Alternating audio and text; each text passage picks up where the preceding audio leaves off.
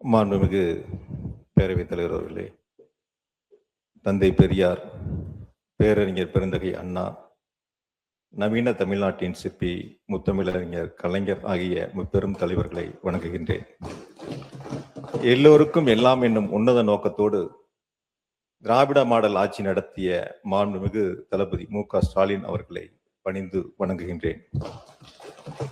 இளைஞர்களுடைய நம்பிக்கை நாளைய தமிழகம், எங்களின் எதிர்காலம் மாண்புமிகு எதிர்க்கட்சி தலைவர் உதயநிதி ஸ்டாலின் அவர்களை வணங்குகின்றேன்.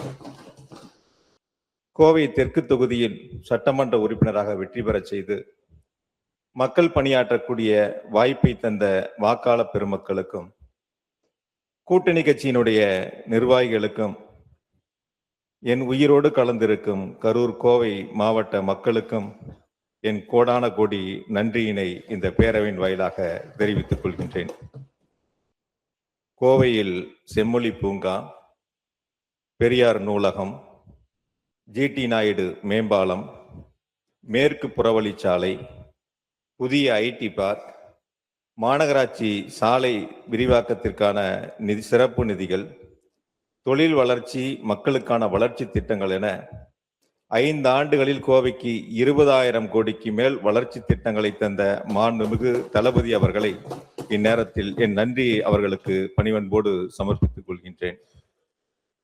கரூரில் ஒரு அரசு வேளாண்மை கல்லூரி, மினி ஐடி பார்க், புதிய பேருந்து நிலையம், புதிய சிப்காட், முருங்கை பார்க், புதிய குடிநீர் திட்டம், குளித்தலை அரசு மருத்துவமனைக்கு கட்டிடம், கிருஷ்ணாபுரம் அரசு கலைக்கல்லூரிக்கு கட்டிடம் என 5 ஆண்டுகளில் கரூர் மாவட்டத்திற்கு 5,000 கோடிக்கான வளர்ச்சி திட்டங்களை தந்த கரூர் மாவட்ட மக்களுக்கு தந்த திராவிட மாடல் ஆட்சியினுடைய நாயகர் மாண்புமிகு தளபதி மு.க. ஸ்டாலின் அவர்களுக்கு இந்த நேரத்தில் மாவட்ட மக்களின் சார்பாக என் நெஞ்சம் நிறைந்த நன்றியை பணிவன்போடு சமர்ப்பித்துக் கொள்கின்றேன்.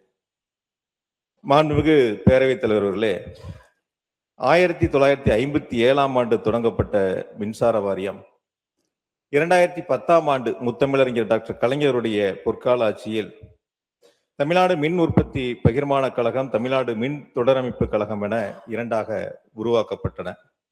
அது மீண்டும் 2024 ஆண்டு எங்களுடைய திராவிட மாடல் ஆட்சியினுடைய நாயகர் மாண்புமிகு தளபதியுடைய பொற்கால ஆட்சியில் தமிழ்நாடு மின் உற்பத்தி மற்றும் பகிர்மான கழகத்தினுடைய செயல்பாடுகள் மிக சிறப்பாக அமைந்திட வேண்டும் என்ற சீரிய நோக்கத்தோடு தமிழ்நாடு மின் பகிர்மான கழகம், தமிழ்நாடு மின் உற்பத்தி கழகம், தமிழ்நாடு பசுமை எரிசக்தி கழகம் என புதிதாக தோற்றுவிக்கப்பட்டு பயன்பாட்டிற்கு கொண்டு வரப்பட்டன.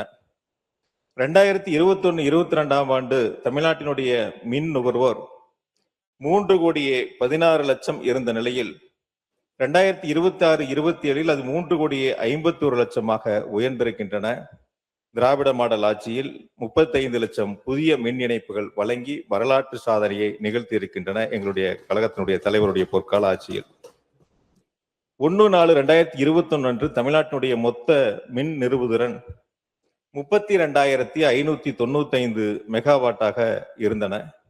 அது இன்று 46,846 மெகாவாட்டாக உயர்ந்திருக்கின்றன. குறிப்பாக இந்த அளவிற்கு மின் தேவையை உயர்ந்திருந்த பொழுதும் அதற்கான கட்டமைப்புகளை உருவாக்கி அதற்கான அடிப்படை தேவைகளை நிறைவேற்றி தந்தவர் எங்களுடைய திராவிட மாடல் ஆட்சியினுடைய முதலமைச்சர் மாண்புமிகு தளபதி அவர்கள். விவசாயிகளுடைய வாழ்க்கை முன்னேற வேண்டும், வேளாண் நிலப்பரப்புகளுடைய விவசாயிகளுடைய அந்த வேளாண் நிலப்பரப்பு அதிகரிக்க வேண்டும் என்ற சீரிய நோக்கத்தோடு முத்தமிழறிஞர் டாக்டர் கலைஞருடைய பொற்கால ஆட்சியில் 2006-11 ஆண்டு 5 ஆண்டுகளில் 2,09,910 விவசாயிகளுக்கு இலவச மின் இணைப்பு வழங்கி வரலாற்று சாதனையை நிகழ்த்தினார்கள். அவர் வழியில் டெல்டா மாவட்டத்திற்கு சொந்தக்காரராய், விவசாயிகளின் பாதுகாவலராய் தமிழ்நாட்டில் திராவிட மாடல் ஆட்சி நடத்திய மாண்புமிகு தளபதியுடைய பொற்கால ஆட்சியில் 2021-26 5 ஆண்டுகளில் 2 லட்சம் விவசாயிகளுக்கு இலவச மின் இணைப்பை தந்து விவசாயிகளுடைய பாதுகாவலர் என்பதை நிரூபித்து காட்டியிருப்பவர் மாண்புமிகு தளபதி மு.க. ஸ்டாலின் அவர்கள். அதே போல 2021 தேர்தல் வாக்குறுதியில் கொடுக்கப்பட்ட கைத்தறி நெசவாளர்களுக்கு 2 மாதங்களுக்கு 300 யூனிட் இலவச மின்சாரத்தை தந்தவர் மாண்புமிகு தளபதி மு.க. ஸ்டாலின் அவர்கள். விசைத்தறி நெசவாளர்களுக்கு 2 மாதங்களுக்கு 1000 யூனிட் இலவச மின்சாரத்தை தந்தவர் மாண்புமிகு தளபதி மு.க. ஸ்டாலின் அவர்கள். வீட்டு உபயோகிப்பாளர்கள் செலுத்தி வந்த நிலை கட்டணத்தை முழுவதும் ரத்து செய்தவர் திராவிட மாடல் ஆட்சியினுடைய நாயகர் மாண்புமிகு தளபதி அவர்கள். இன்று சில இருக்கக்கூடிய முக்கிய நிகழ்வுகளை இந்த பேரவையின் மூலமாக மாண்பு அமைச்சருடைய கவனத்திற்கு கொண்டு வருவதில் குறிப்பாக இந்த 3 மாதங்களில், குறிப்பாக இந்த 2 மாதங்களாக தமிழ்நாடு முழுவதும் மின் கணக்கீடு என்ற முறையில் எடுக்கப்பட்ட அந்த கணக்கீட்டின் அடிப்படையிலும் லட்சக்கணக்கான மின் நுகர்வோர்கள் தங்களுடைய மின் கட்டணம் உயர்ந்திருக்கிறது என்ப குறைபாடுகளை சுட்டிக்காட்டி இருக்கின்றார்கள். அப்படி சுட்டிக்காட்டுகின்ற பொழுது அது போன்ற குறைபாடுகள் இல்லை, அங்கொன்றும் இங்கொன்றும் இருக்கிறது, அதெல்லாம் சரி செய்யப்பட்டு வருகிறது என்று மாண்புமிகு அமைச்சர் அவர்கள் பத்திரிகைகளுக்கும் பொதுவெளியிலும் தெரிவித்திருக்கின்றார்கள்.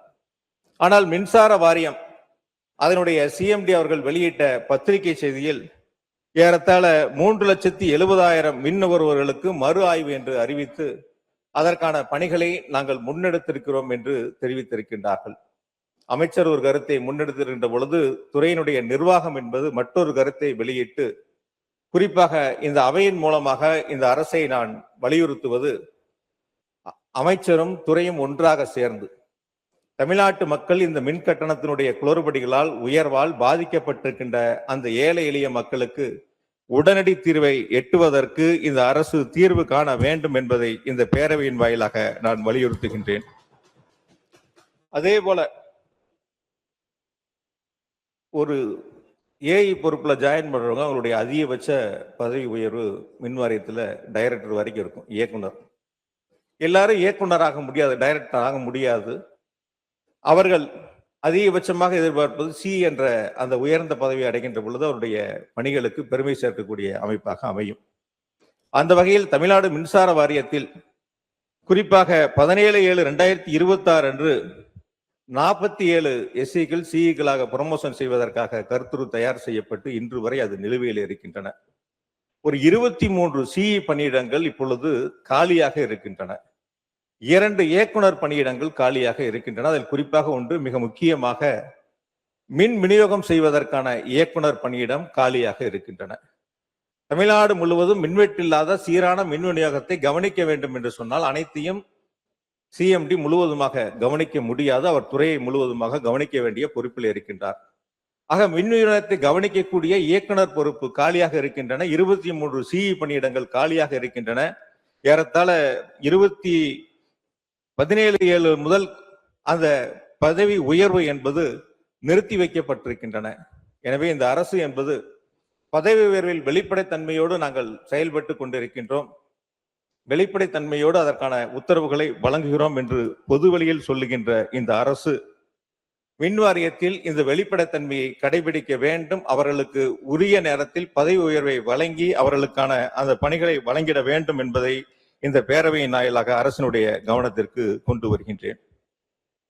தமிழ்நாடு மின்சார வாரியத்தில் மின்வாரிய அதிகாரிகள் அலுவலர்களுக்கு துறையின் சார்பாக செல்போன்கள் வழங்கப்பட்டிருக்கின்றன. செல் நம்பரும் செல்போனும் கொடுத்திருக்கோம்.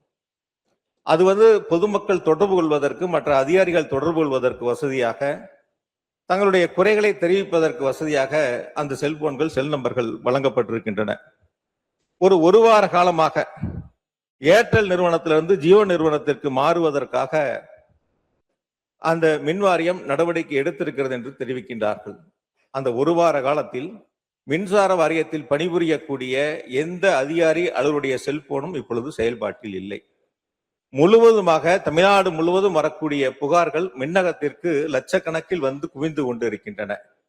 ஒரு அரசு நடவடிக்கை எடுக்கின்ற பொழுது, துறை நடவடிக்கை எடுக்கின்ற பொழுது அந்த செல் நம்பர்கள் மாறாமல், அரசுல வசதி இருக்கு, தன்னுடைய செல் நம்பர் மாறாம கம்பெனியை மாத்திக்கலாம், செல் கம்பெனிகளை மாற்றுவதற்கான வாய்ப்புகள், வசதிகள் இருக்கின்றன. அது போன்ற நடவடிக்கைகளை மின்சார வாரியம் எடுக்காமல் இப்பொழுது புதிதாக ஜியோ நிறுவனத்தின் மூலமாக புதிய எண்கள் பெறப்பட்டு சம்பந்தப்பட்ட அதிகாரிகளுக்கும் அலுவலர்களுக்கும் வழங்குவதற்கான பணிகளை தொடங்கி இருக்கின்றார்கள்.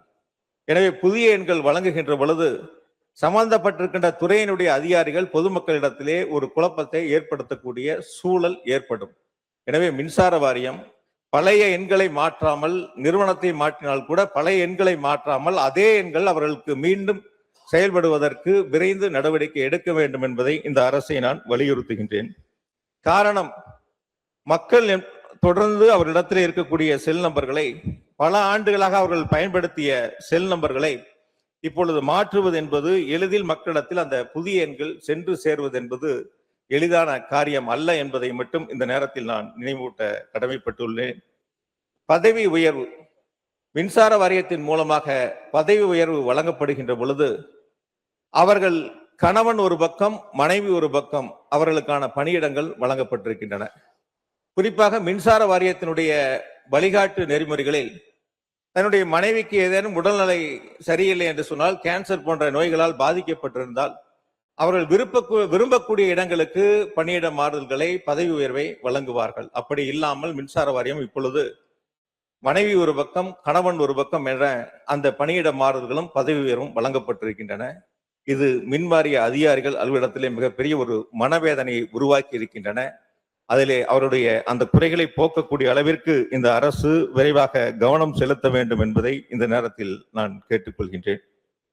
அதே போல கோடை காலம், அதற்கு பிறகு மழை காலங்கள், இந்த 2 நேரங்களிலும் மின்வெட்டு இல்லாத சீரான மின் விநியோகத்தை வழங்க வேண்டும் என்று சொன்னால் உரிய காலத்தில் உரிய தளவாட சாமான்கள் முழுவதுமாக இருக்க வேண்டும். அப்படி போதிய தளவாட சாமான்கள் இப்பொழுது மின்வாரியத்தில் கையில் இருப்பு இல்லை என்பதை மின்வாரிய அதிகாரிகள், அலுவலர்கள் தெரிவித்துக் கொள்கிறார்கள். இப்பொழுது மின் இணைப்பு கேட்டு விண்ணப்பம் செய்வர்கள் கூட 1 மாத காலம் காத்திருந்து அவர்களுக்கான மீட்டர் வழங்கப்பட்டு 1 மாத காலத்திற்கு பிறகுதான் மின் இணைப்புகள் வழங்கப்படுகின்றன என்ற புகார்களை தொடர்ந்து தெரிவித்துக் கொண்டிருக்கின்றார்கள். ஆகையால் புதிய அரசு அந்த தளவாட சாமான்களை உரிய காலத்தில் கொள்முதல் செய்வதற்கான ஏற்பாடுகளையும், புதிய மின் இணைப்பு கேட்டு விண்ணப்பித்திருக்கின்றவர்களுக்கு உடனடியாக மின் இணைப்பை வழங்கக்கூடிய வகையில் அவர்களுக்கு தேவையான மீட்டர்களையும் உடனடியாக வழங்குவதற்கான நடவடிக்கைகளை மேற்கொள்ள வேண்டும். மின்துறை அமைச்சர் அவர்கள் மின் வாரியத்தினுடைய தலைமை அலுவலகத்திலும் மற்ற பல இடங்களிலும் மின் வாரியத்திலிருந்து 18 ஹார்ட் டிஸ்கில் காணாமல் போயின, அவற்றில் முக்கிய ஆவணங்கள் எல்லாம் அதில் இருந்தன என்று ஒரு கருத்தை வெளியிட்டார்கள். அவர் சொன்னது 18 ஹார்ட் டிஸ்க், கிடைத்ததாக சொன்னது 38 ஹார்ட் டிஸ்க். ஆக மின்வாரியத்தில் 18 ஹார்ட் டிஸ்க் காணான்னா 38 கிடைக்கப்பட்டிருக்கிறது. மின்துறை அமைச்சர்